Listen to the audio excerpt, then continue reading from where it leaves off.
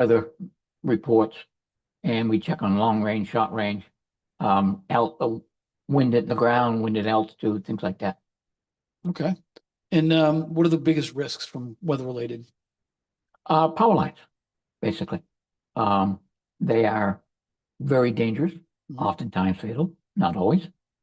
And landings, because you go with the same speed of the wind. Right. So you say, well, 15 miles an hour is not very fast. Sure. Imagine taking your kids to school, 15 miles an hour past the school. Okay, kids, time to get out. They could get hurt. Same thing with the balloon. So local geography, topography, and wind patterns affect your flight. Always. I know I've heard from balloonists that have come from all over say they love this area because it's pretty predictable and there are plenty of fields to land in. Is that much still the case? Especially if you know where they... Welcome to Maine Voices Live. Before we begin, some messages from our sponsors. Hi there, Maine. At Northern Light Mercy Hospital, we're reintroducing ourselves, and it starts with a word as warm as the care we're known for. Hello, as in hello, 43 new experts, with more on the way. Hello, powerful collaborations in cancer care. And hello, advanced facilities within reach. It's time to welcome brand new beginnings, because we're just getting started. Northern Light Mercy Hospital. How are you?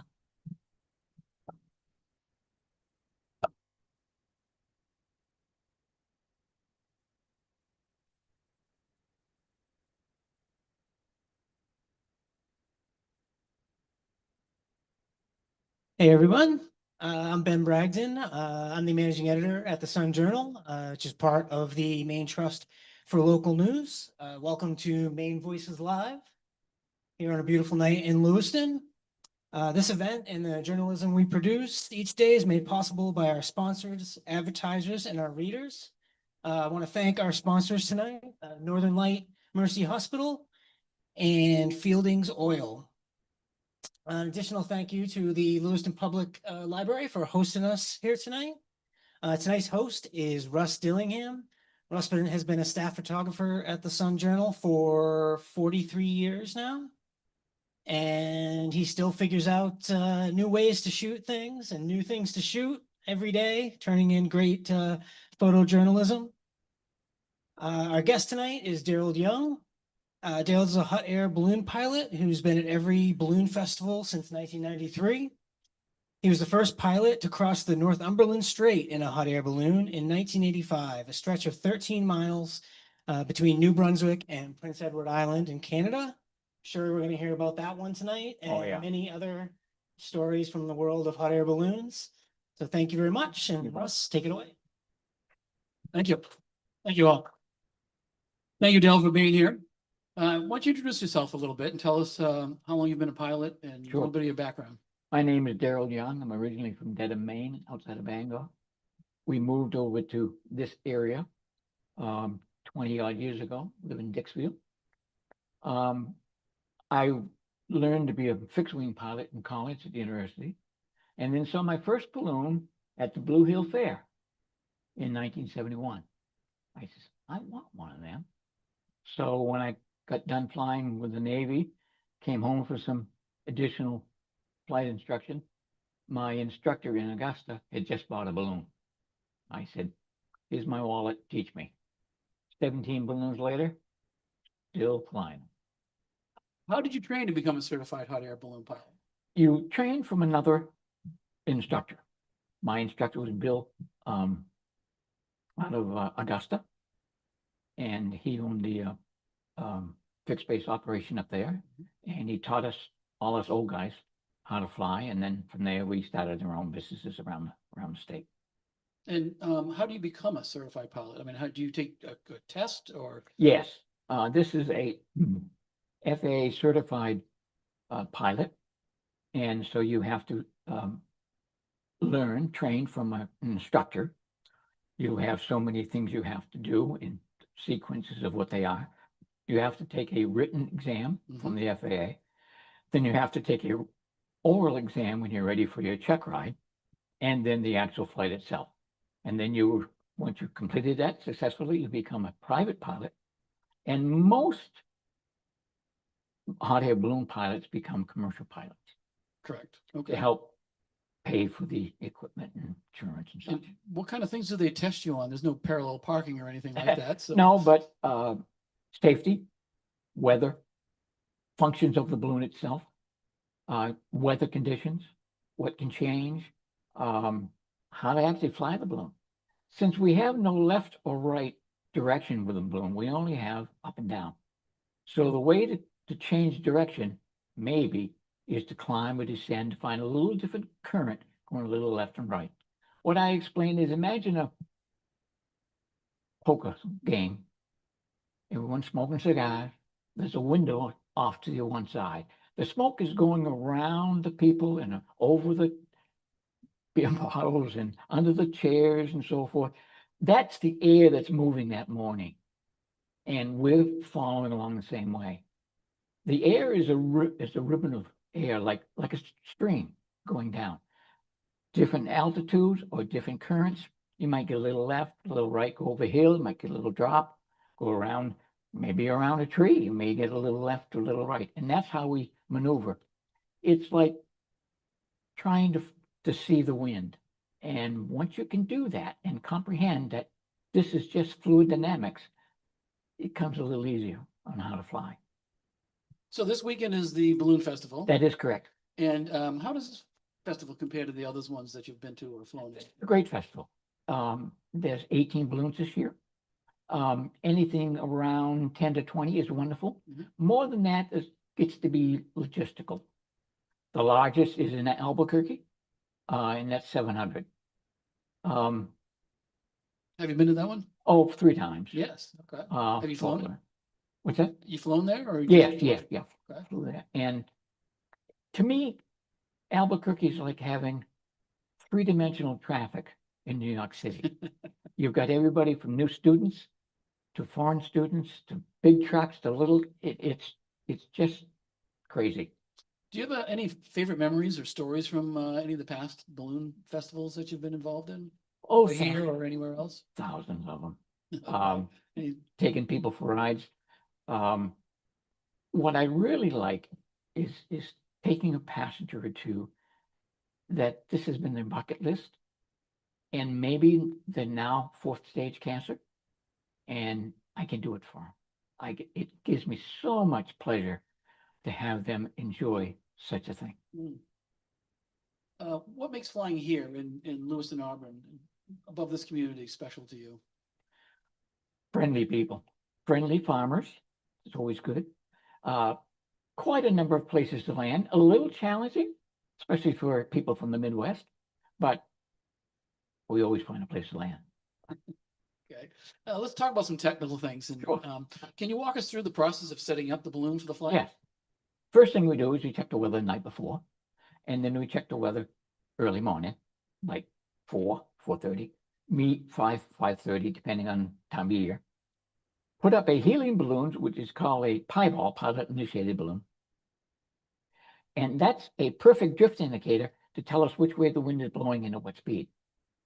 So we watch where it goes, and then we say, oh, okay, from this direction, we want to go left, right, up 5 miles, 2 miles, wherever, to basically fly over the cities and land in the outskirts somewhere else, out in the Gotcha. countryside. Gotcha. Then we pile everybody in the van, go to that location, take the basket out, sit it on the ground, do a burner test, make sure everything's working right. We put the burners on, make sure they're all set. Lay the basket down on its side, take the envelope, which is the balloon itself, that you would call the balloon, open it up, hook it up to the basket, check all the lines, make sure everything's not messed up. Lay the balloon out like you would a big tent. And then we have a gas fan, big 13 horsepower fan that blows this balloon up to like a big tent.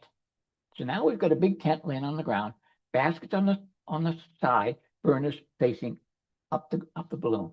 We light the burners. Here comes the roar. The Dragon fires up, sets hot air of 15 million BTUs into the envelope, makes the whole thing rise, stands up, gets buoyant. We check things, make sure everything's fine, put the passengers in, do last minute checks. Everybody's got got the radios, know where we're going, keys to the van, and see ya. See you at the other end. It's hide and seek for adults, my wife said. So what about the weather conditions? What kind of things are you looking for? What are the key weather factors that Low prevent you wind, from flying? very low wind, Okay. as well as the obvious rain, thunderstorms, Fog. fog. Mostly wind. That's our biggest nemesis. And that's why in the afternoon, we don't fly as often as we do in the morning. Mm-hmm. Because imagine it's been quiet all night. Wake up, not a breath of air. Great to go. Couple hours after sunrise, maybe 3 hours, the wind starts to pick up. You get a little bit of a current. It's too windy for us then. Stays nice and breezy all day. Around supper time, it starts to die down. Maybe it'll die down 2 hours before sunset to get a flight in. Maybe it won't. And steering the balloon. I know there are some techniques. Talk about those. You cannot steer a balloon. You can only find a current going either left or right. Sometimes you will get 180 degrees even, rare. Sometimes 45 degrees left or right, and sometimes nothing. But that's at different altitudes, correct? It's a different altitude. So And something. the altitude difference might be 10 feet or Okay. 1,000 feet. Okay. It just depends. So when we're in the air, we always look for indications on the ground, flags especially, maybe smoke coming out of the mill or something, Mhm. and water. We see if there's any ripples on the lakes, things like that. Okay. And is there a particular altitude that you try to fly at? Or? Well, we fly over the city over 1,000 feet because that's required. But we get out in the countryside, we can go right down to almost ground level. So, but you do splash and dashes in the Yes. city. Talk about those. Yeah, splash and dash is when you come down over the water, any water, and just touch down like a helicopter would just touch in the water and take off. If you do it correctly, you're down 2 or 3 inches. If you don't, it's called a sunken dunk. Sunken dunk, right?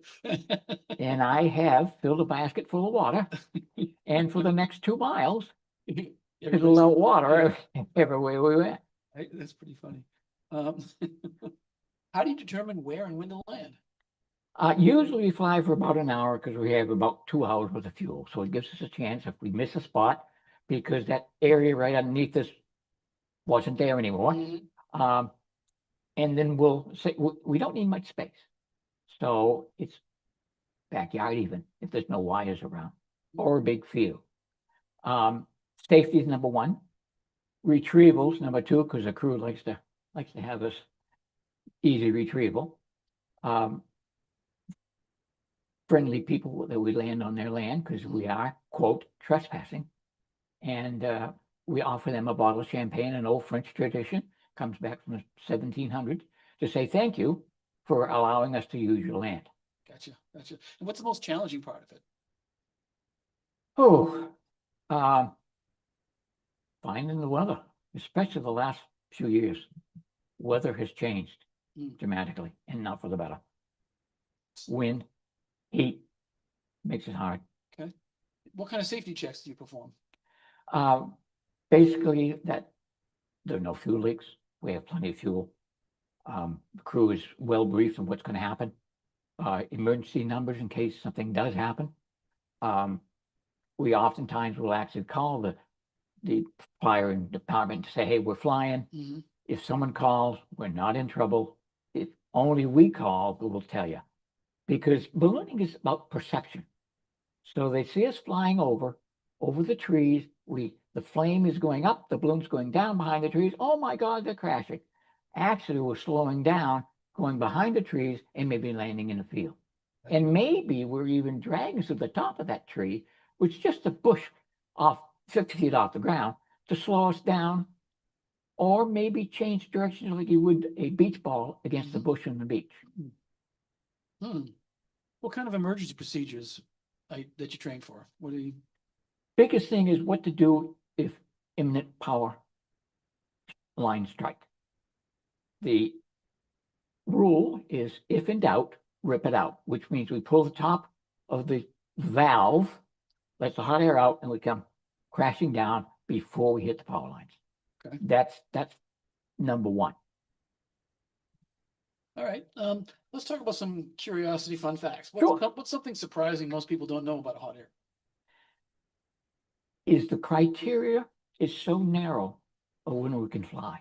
People say, oh, it's a beautiful day. How come you're not flying? How come you're not flying at noon? Because the thermals. So we only fly sunrise and maybe 2 hours before sunset. That's the only two time frames ever, except in the dead of winter, which there are no thermals because there's no heat in the ground. So we are able to fly during the middle of the day and into winter. And you talked about the temperature. Yes. Temperature difference. And so The in balloon winter- usually flies because of a difference of 125 degrees from inside the balloon to outside the balloon. So if it's 20 below zero, 125 degree high, balloon flies nice. If it's 95 degrees and the balloon's got to go to like 2.25, Mhm. that's probably too hot for us to fly, Gotcha. So to safely do. in the wintertime, you could have a much longer flight. Oh, much longer. We can fly for hours. And But how- people don't want to go. They Fe- want to go. They want to go in nice weather. Right. How much fuel does a typical flight consume? Most flights will use from a low of 10 gallons to a high of 35 gallons, depending on the size of the balloon. And you usually have a couple tanks, correct? Oh, 2 to 4, depending on the size. So you normally will carry 30, 40 gallons, Mhm. sometimes 50 with a bigger balloon, and we'll use half that. And it gives us another hour or more to find a spot if we are able to find a landing spot on the way. You ever almost run out of fuel? Number of times. But I've always landed with fuel, Gotcha. Now- just enough to say, So I imagine part of the ruse is to keep calm and not let the passengers know that you. I let them know. Oh, you did? Oh, Okay. yeah. It's Oh, part of yeah. the fun. All right, Yeah. let them. But if we are running low on fuel, my crew knows. Yeah. And so they're prepared, and usually they're right under us, and we're over this big tree, and we need to move 20 feet that way to the field or something like that. Yep. Okay. What's the most unusual or memorable object you've ever flown over? Probably Northumberland Strait. Hmm. That's a body of water between New Brunswick and Prince Edward Island. Yeah. We did that 40 years ago this year, where we took off from the New Brunswick side, and there were two balloons, an American and one Canadian, to fly over to Prince Edward Island. What was supposed to be an hour-and-a-half flight turned into 2 hours and 52 minutes with Over water. over water. As we got out there, one balloon, we were supposed to have two chase boats just in case. Only one showed up. So my partner ended up landing in that boat, and we were out there in the middle, and we stopped. So I had heard, again, I was only a few 100-hour pilot, so I was fairly new. I had heard if you climb, you'll get direction. So we climbed to 5,000 feet. I looked off to my west, and there was North America forever. I looked off to my east, and there's a little tiny strip of land called PEI, and the rest was all the way to Ireland. So I said, well, we're going to land in the water. Here, put this on, honey, my wife and my brother. We got down low, right on the water, and my wife says, we're moving. Because she could see the buoys, the lobster buoys, they weren't moving, but we were. So at 10 feet above the water, we were going to just touch Sea Cow Head, the lighthouse. At 30 feet, we're going left over the bay. And the only way I could tell the difference between 10 and 30 feet was to throw something over. So my wife was not an option. So you actually spit, and watching that spit burn, watch the cliffs, and the cliffs are 100, 152 feet tall. And watch it and watch it and watch it as the fuel's getting lower and lower and lower. And you get closer and closer. Came up to the cliff, put all the fuel I had left, go up, and when just as soon as I could see green grass, I pulled the top, pulled the balloon out. It laid right down over two cars, and right ahead of us was the lighthouse, probably 30 seconds ahead. And if we'd missed all that, we'd have been back out in the bay. So that was the thing. And my wife, who's from the 60s, said, now you know what being high is like. That's a good one. Oh, thanks. So how about kind of advice do you have for somebody who wants to try ballooning, either as a passenger or possibly a future pilot? The best thing is to find where there are festivals, such as here. Come, see, try to crew, see if you can crew. You don't have to know a lot. You just have to listen. And there's never too many crew because it's a physical picking up the balloon that weighs hundreds of pounds, and it's great to have people help. Do you have, I imagine you have some of the same crew that come year after Yes, year? I have probably 14 crew here, and depends on what their schedule is. Mhm. It's all volunteer and has been forever. That 2 can show up, 4 can show up, 10, just depends on what that morning or that evening Mhm. is with their schedule. What's your favorite part about seeing the crowd before a flight and during a flight? The kids' faces, the kids' faces. And as we fly over the city, they'll say, land here, land here, land here. And I usually will say, I'll meet you halfway. And they kind of laugh. When we land out beyond the city into the fields or the farms, there'll be no kids anywhere. Soon as we land, there's 100 kids show up. I don't know where they come from, and they just love to come see us. Oftentimes we land, if we have time, we'll actually do a little tether where we throw a line out to our crew and give the kids a little ride. That gives them a little taste of, ooh, I want to do that.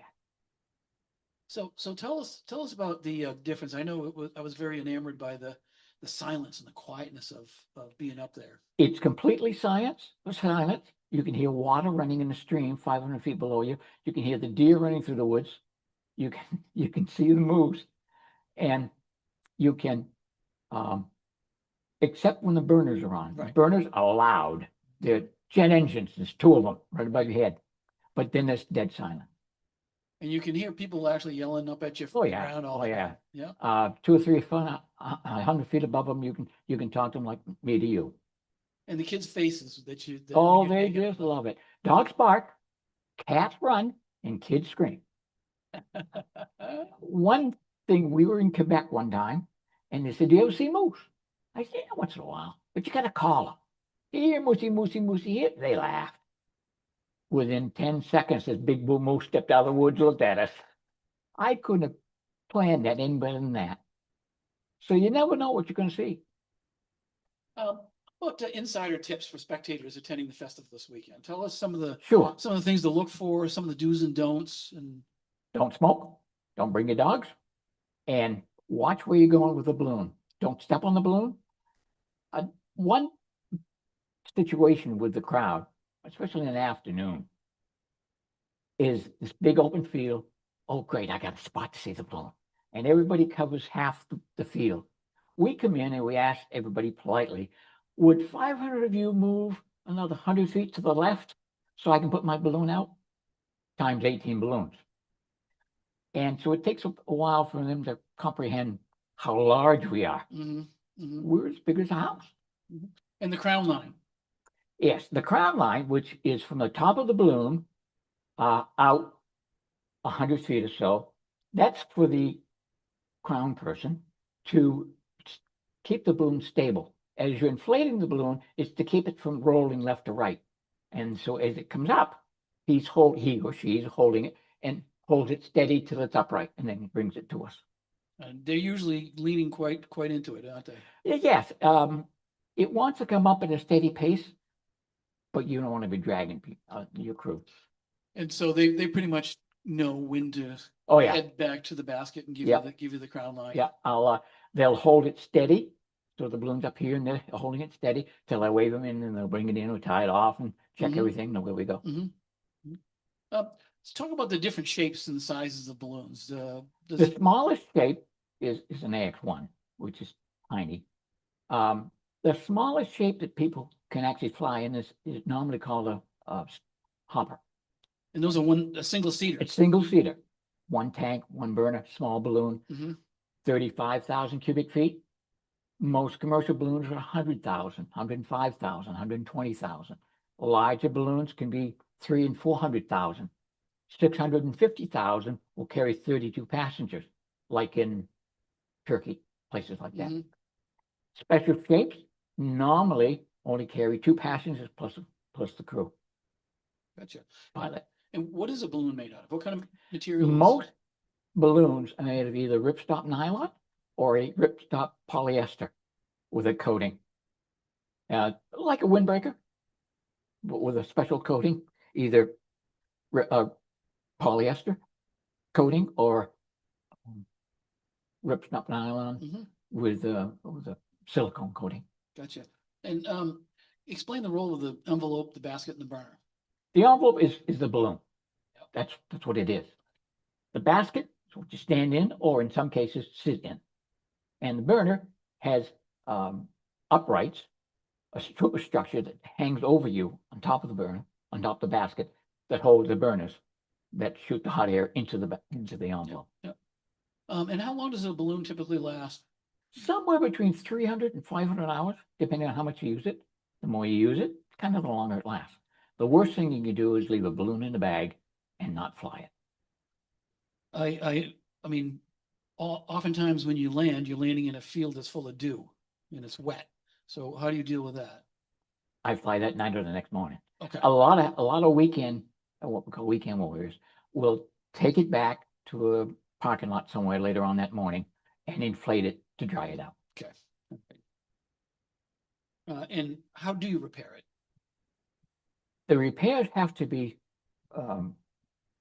accomplished by a qualified person and must be inspected by an FAA repair station or repairman.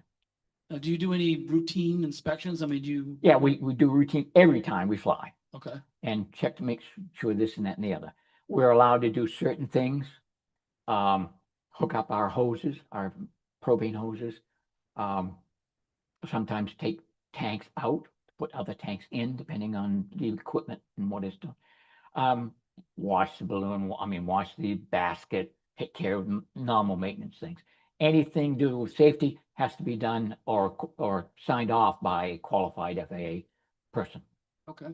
Now, I want to talk more about the weather conditions. And Sure. so how early before a flight do you start monitoring the weather? 2 days. And then the night before, Okay. and then 4 o'clock in the morning to So- see if we're going to meet at 5. So I want to put you on the spot here. Last year, we only had one window of opportunity and only That's a couple right. pilots went up. Only 3. What are your predictions for this year? Better. What do you think? Better. Can't be much worse, right? It has been, but probably not. The overall forecast is okay weather. No thunderstorms, no rain, no hurricanes. Maybe hot, so afternoon may be a little dicey. But I think I would estimate we'll get 3 out of 6. We get more than that, great. And odds are they will be the morning, not the night, correct? Good odds, yeah. If you So- want to come out So and yeah, see the balloon, if you want to see the balloons, get out get of up bed in the early. morning. Come and- see us and come. at 6 o'clock. And what are the biggest weather-related risks for balloons? Wind. Just the wind. Wind Yeah. as well as thunderstorms. Mhm. Because with the thunderstorm, not only the thunder and lightning, before that, as much as 75 miles, the thunderstorm will create a lot of wind, enough to take the balloon and crash it right through anything that's ahead of it. So anytime thunderstorms are within 75 miles, we sit on the ground and watch it go by. Gotcha. Now, topography, geography, wind patterns, are they pretty predictable? And No. No, not at all. Or yes, imagine again that the wind or current of air is like a stream, water running down a stream. As it goes over a small waterfall, you'll get eddies down below, like you go over a hill, or as it goes around a big boulder, you might get it to curve left or right. We're doing the same thing with the wind. So that if you can imagine this river of air that is slowly moving and can see it, then you got it. Do you have like thermals from like a big field or a parking lot or anything like that? Does that affect it? It's Because we don't fly in that condition. okay, yeah, because the sun doesn't warm Thermals it will up. start between 2 and 3 hours after sunrise Gotcha. and last until near sunset, maybe 2 hours. Mhm. So we try not to fly in that condition.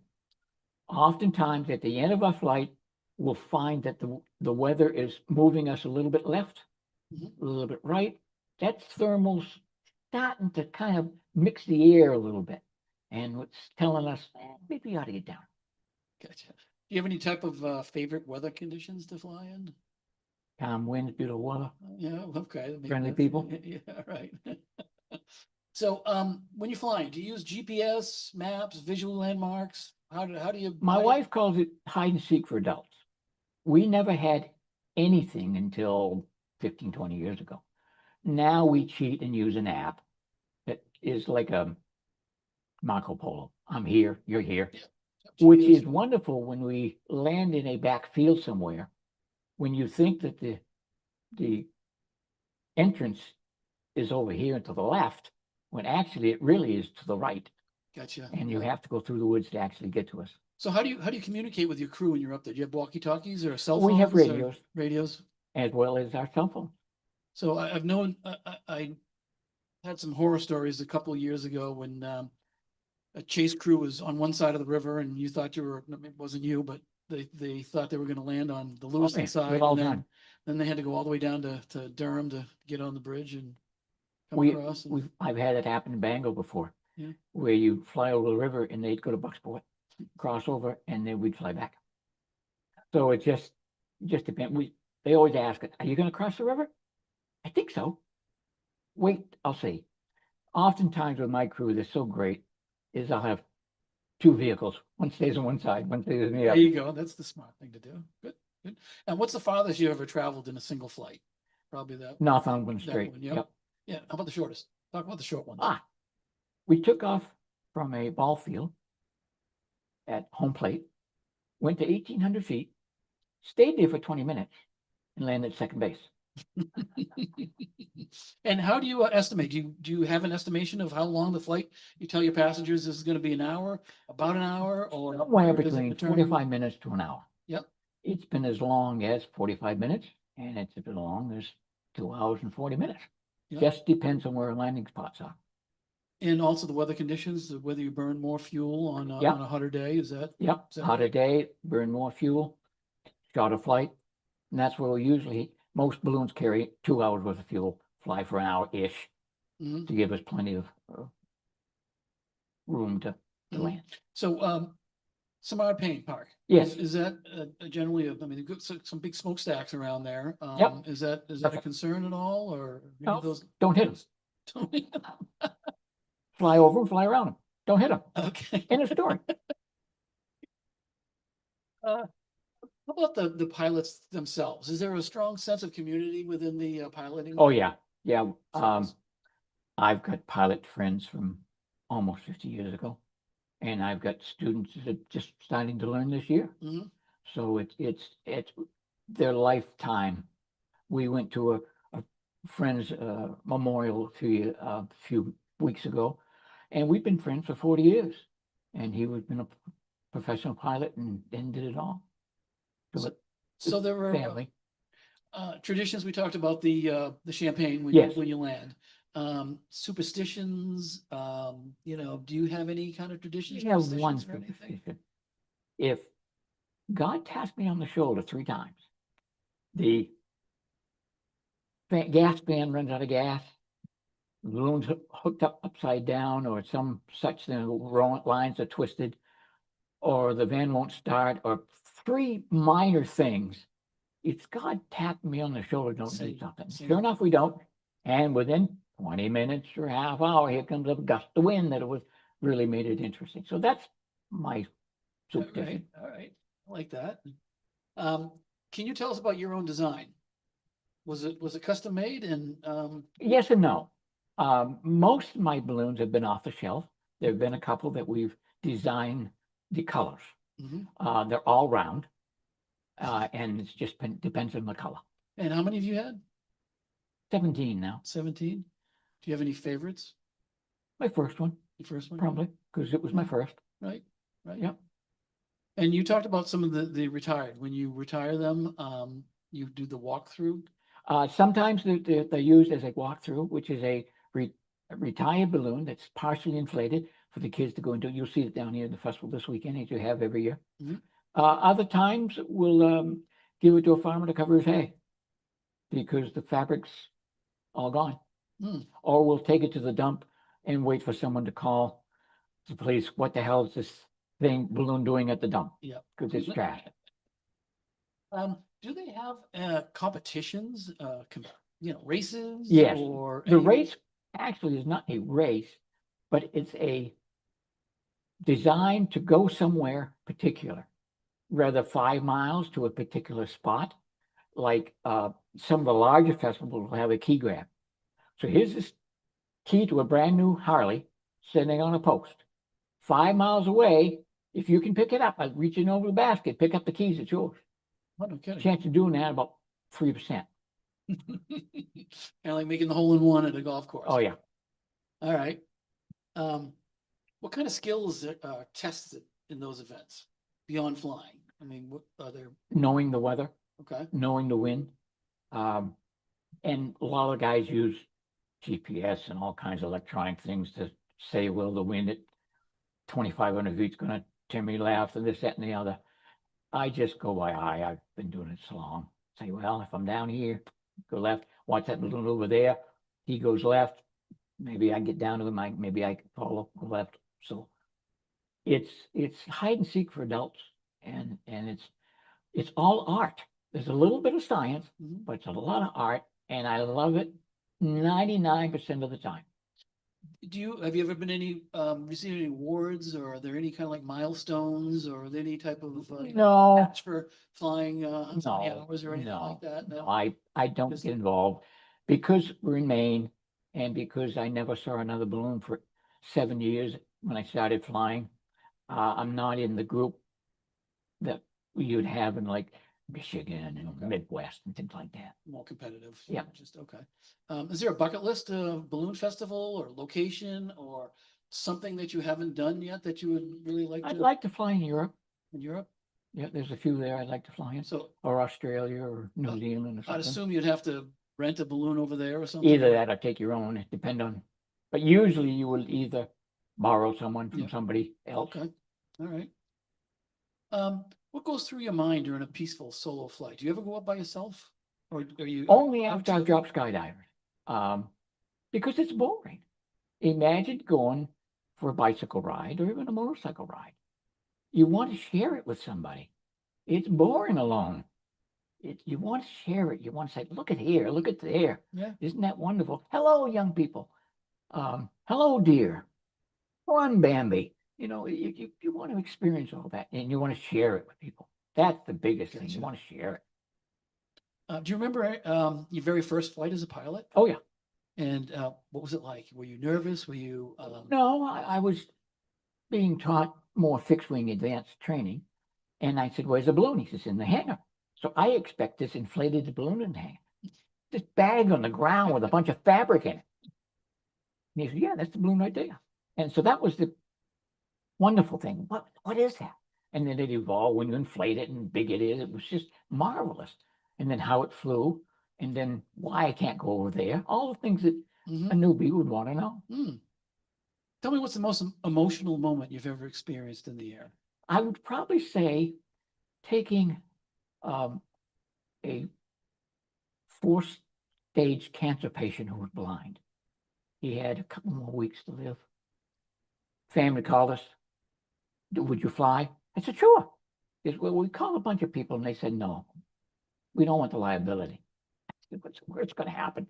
So I said, sure, I'll be glad to. So we took him and his wife, a nurse friend of mine, just in case. And we took off, and I would explain to him what the balloon is doing, how far above we are. We're coming into a tree. You feel the leaves going by. Over to my left, if you feel the sun to your left face, you look down, you'll feel that the land is below us. We're getting ready to land. In about 2 seconds, you'll feel the balloon, the basket stop, the balloon will rock ahead, those kinds of things to explain to him. And I enjoyed it as much as he did. I was really pleased, and he passed a few months later, and it was just special. And I like doing that. I've done a lot of them. And I really like it. Give them that bucket list. That's awesome. Now, on the other end of the spectrum, do you ever get anybody who kind of freaks out when they No. out there? No. Okay. I had one passenger said, I got to get out. So we landed, they got out, we flew off. Luckily, my crew was there and they hopped in the van. Another time, we had this family of firefighters and policemen, big burly guys. Heck, one guy had been shot even in line of duty, scared completely, hanging on the uprights, almost putting imprints in him. And his father and brother wouldn't let up. And his wife on the ground talking to us on the radio wouldn't let up. He was just petrified, but he got through it and it was fine. The first time I took a skydiver friend of mine, again, he had hundreds and hundreds of jumps. He's hanging onto the uprights, the superstructure with all his might. He knows a little hole in the bottom of the basket, which has a plate to put a pulley for this particular balloon. He said, there's a hole there. Oh my God, oh my God. Then he had to think to himself, wait a minute, I've been here before. And he calmed right down. Excellent. What keeps you coming back to ballooning year after year after year? And like you said, it's The people. Yeah, okay. Yeah, if I was flying alone, I would have quit 40 years ago. Yeah. Yeah, it's sharing that experience. And every experience is different. Mhm. The oldest people have been in their 90s, the late 90s. The youngest, my wife did not like, was carrying a woman who was 7 months pregnant with triplets. Ooh. She said something could happen. I said, did it? No. Okay, thank you. And everything in between, from blind people to handicapped, special needs, Mhm. everybody. Just to share the experience, everybody I can. And that's what tethers are like. You get to share a moment of flight. Before we open it up to questions, anything that, any other reflections or anything that I missed that you might want to? No. Learn, if you want to learn more about ballooning, don't go online and look for accidents because they're there. From a normal landing into someone's field to a real crash, which can happen. It's happened over the last 250 years, but it's rare, very rare.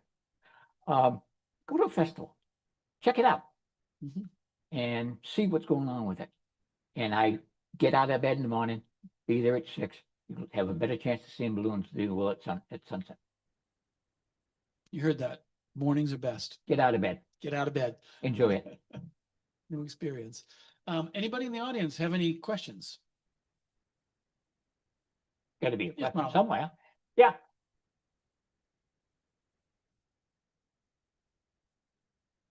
Yes. Yep.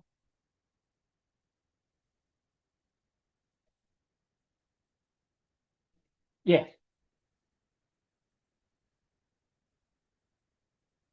I'll tell you a story about the Montgolfier brothers. They were the inventors of the hot air balloon. They were paper makers and they built bags. They said, oh, smoke in this bag, it rises. Can we build something big enough to carry something? And we'll put smoke in it because they thought smoke rose, not the hot air.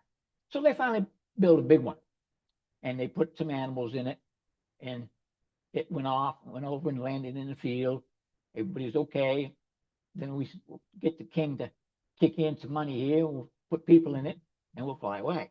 And how about using condemned prisoners? Because what if they're successful? So, well, okay, we'll get the marquee this and that. So they did. And they landed. It was fine. What they did is they had built a fabric balloon out of satin and used a pot and put anything that would turn black, manure, leather, grass, anything that would give a building. Because they thought smoke was the. They thought smoke was arising, and it was enough. They had it tied down. When it lifted the ropes, they cut the ropes and off they went. And then flew for a period of time, half hour, 45 minutes or whatever, and then just landed when the fire went out, crashed to the ground. And in France, it's all fields, so there's no power lines back then, 1700s, and no big cities, so they landed in the field. And they've been doing that almost ever since, except we now use a better fabric, much better control, and we have a gas propane, just like you use in your barbecue, to use as a fuel. The baskets are built virtually the same. They tried using aluminum and fiberglass and everything, but if you've ever seen a Corvette that's been hit, you'll know that fiberglass isn't the best thing to hit something with. So they use wicker or rattan wicker. Very forgiving. So very forgiving. It'll break one instead of one of the thousands of weaves in Mhm. there. It'll Mhm. break one instead of all of it. Talk about a landings, as I've been in some pretty good landings where they, Well, we land at the speed of the wind, yep, and you would normally think, well, how fast can you land? 15 miles an hour. Well, that's not very fast. Imagine going to school with your kids. Go by the school. It's 15 miles an hour zone. You open the door. Okay, kids, go to school. Mhm. They could get hurt. Mhm. Same thing with balloons. So we like to land less than 10 miles an hour. So the basket and the balloon are going the same speed. It comes down. We come down very slowly. We touch the basket on the ground, or maybe a tree to slow us down right at the very top because it's a bush. Right there. There you go. That's perfect. Yes. We're touching that tree to slow us down, and then do the touchdown. We get a rock. Maybe we'll skip a couple times as the buoyancy is starting to leave, and then stop. If it's windy, then the basket will tip over and lay on its side as the balloon is deflating. By then, everybody's in the basket sideways, laughing like hell. Right. So, I've noticed sometimes, as you're coming down and as you're hitting, you're letting the air out and giving it gas at the same Yes. time. The way I describe it is, imagine a car on an incline. Yep. If you roll back, but add gas to it, you'll still roll down the hill. If you add more gas, you'll stop. You add more gas, you go up. So The burner's doing the same thing. Basket, the envelope is coming down, balloon's coming down, and you're adding enough heat to slow your descent, stop your descent, or rise your descent. And it takes 10 or 15 seconds from the time you add heat till you get a response. I imagine it takes quite a few years to really master that technique. Hot air rises, cool air descends. Next 40 years, trying to figure out when. Okay. Any other questions? Judy? Yes.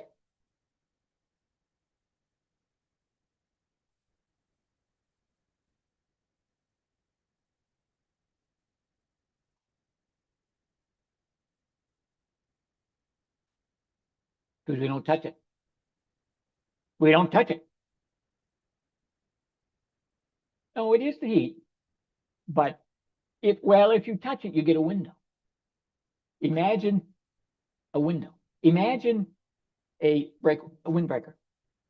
You're smoking a cigarette and you touch it, you get a hole, you get a window. And you have to repair that window. Fabric will just disappear. Poof. And you say, It is close. And that's why during a windy inflation, you gotta be really careful. I imagine that's where the most repairs are. Mostly at the done. bottom third. I've first seen, couple I've times. seen some balloons have a different color, maybe even a different texture. Is that? Yeah, different- normally little more- nowadays, they use a fire retardant material in the bottom panel. That's the one that's colors you see down the bottom. Mhm. You'll see them. Oh, this is one of our balloons over here. Yeah. This right. is raspberry ripple. There'll be a flame retardant material so that if it does touch it, it won't burn it. It's, It may discolor it, and you'll see that happens a lot. and it's probably a little bit heavier, so that's why. the Yes, whole it's a envelope isn't made heavy of it. material, so it hangs down better. Yeah.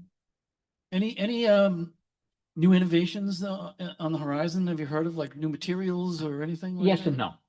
They've changed a lot in 250 years and haven't changed much. Mhm. They're still using wicker. Yep. They're using contained gas. Most all of it is propane, unless you're using a gas balloon, which is helium or hydrogen. That's totally different class. Fabric is now longer lasting fabrics, better coatings that last a lot longer, things like that. So like the Goodyear balloon that we see flying over the stadiums, that's helium, or is that? That's helium. Okay, so It's that's helium in the US. totally different Totally different. technology Yeah. techniques. Yes. Yeah. Awake, What? upright, awake, Might upright. be awake. No requirement. It helps if you're a big rugged fellow to do some things like. So, but fluffing the balloon, crowd control when we're in a festival, things like that. Yeah, just come say, hey, you need any help? Sure. And I'll direct you to one of our crew, usually Ben, and he'll tell you what to do. Do here, do the other, that sort of thing. Yes.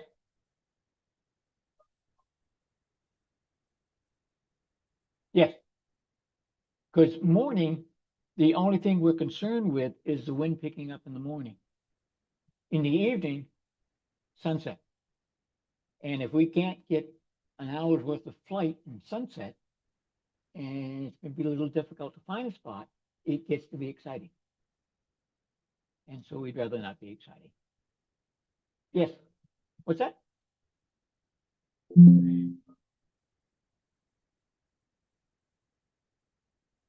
Usually I'll have at least 2 to 4. My balloons are bigger size, so we usually wouldn't fly over one. Sometimes, especially with the morning when I only got 2. I like flying 4 because that's what I'm doing. But 2, it can work with 2. What's the average cost of a flight? Average nowadays is around $300 a person. 200, No, 300. $300? Person. I think the festival is only charging $250 this year. I'm not sure. Most festivals will charge a certain fee and then give us somewhat less. Right, That's right, the way it is. right. And if somebody wanted to get hold of you, how would they find you? DamnYankeeBalloons.com. Damn Yankee Balloons. Balloons.com. Where'd that name come from? When I was a younger person, flight school in the Navy, they would read directions of what you're going to do in the flight. You know, go up here, turn left, so forth, go down that, whatever. I would read it back so fast. It was such a heavy accent that the Southern boys would say, read back correct, and then, damn Yankee, under their breath. As well, because my ego is as large as my balloon, that's my initial. Okay, nice. Yes, go ahead. Sure.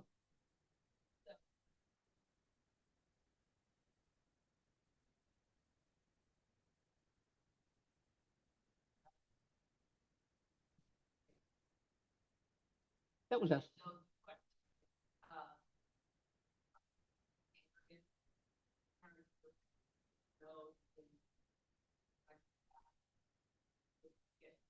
Somewhat. Sometimes we'll fly over the same house 3 flights in a row. Sometimes we'll never be there, especially if someone lives there. We'll never go there. But the next day, when this guy lives over here, we'll go over your house. It just depends on the weather and the wind and the direction of the air. Oh yeah, they love it. They love it. And not all farmers are really accepting. They're rare, and he isn't doing much anymore. Okay, he is, okay. And we know where he is. Yeah, right. So is that something that you talk about with the pilots before? Always. Yeah. Always. And they're called red zones. And then there are yellow zones. Yellow zone might be an old horse that's blind, that doesn't like the balloon. Mhm. They pass away, becomes a green zone. Red zones is big airports. Yeah. Prisons. Things like that. Military places. Right, right. Anything around here that is really, I mean, other than like a power substation or power lines?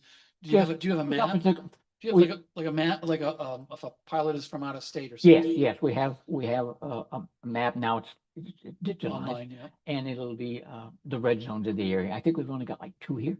One's the angry farmer, we call, over one spot, and maybe in one other. So very little. We've been very blessed.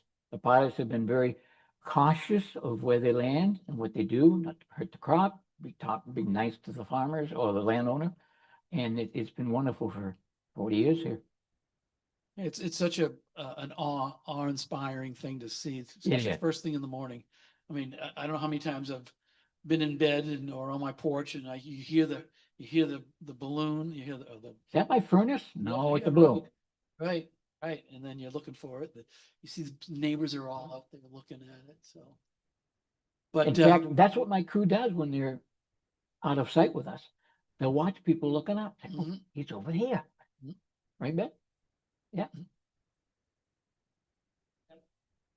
Yes. hmm hmm When we're done ballooning for the day, it's 8 o'clock in the morning. And we've had this wonderful experience. we might make deadline. Yeah. Who else? Yes, go ahead.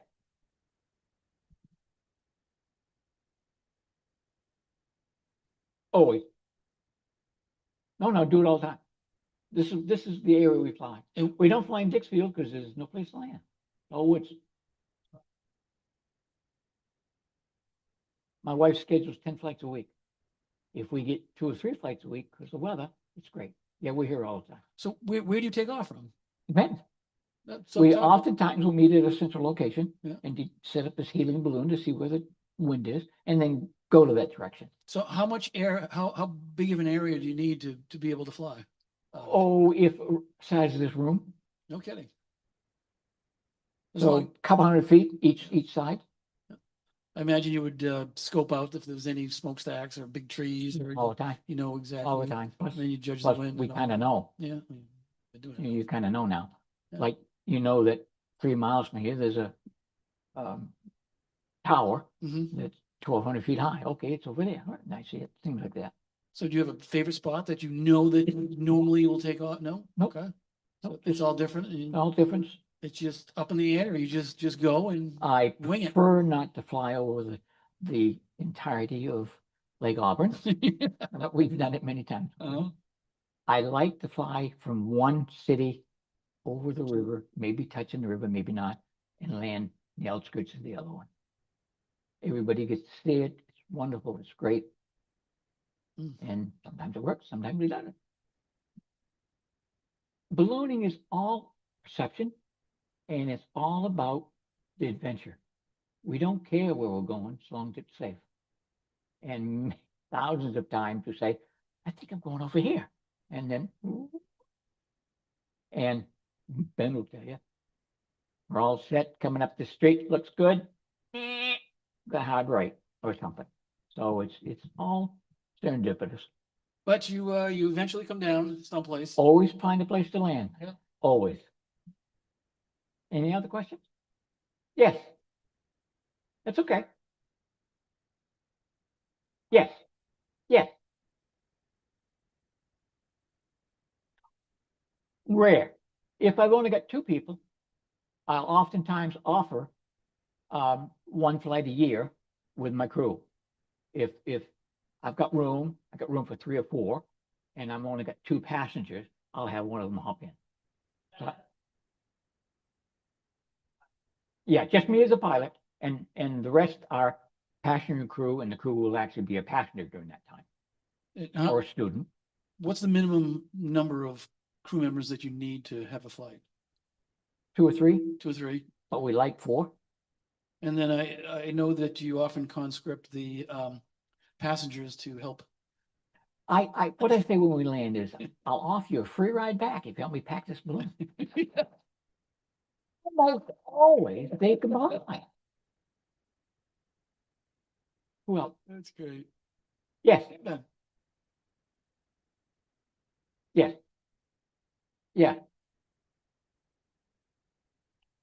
Yes, because of those appendages that stick out at different places, it'll catch the current of air and twist it one way or another. Yep, oftentimes they will. And sometimes, if it's got a big nose, it'll act like a rudder, and so it flies backwards. And other times, if it's a big castle or something, it'll just go up different, and the appendages at the top will droop, will go like that. If the ears will come off of it back and forth, it just has movement as it flies. Do any of them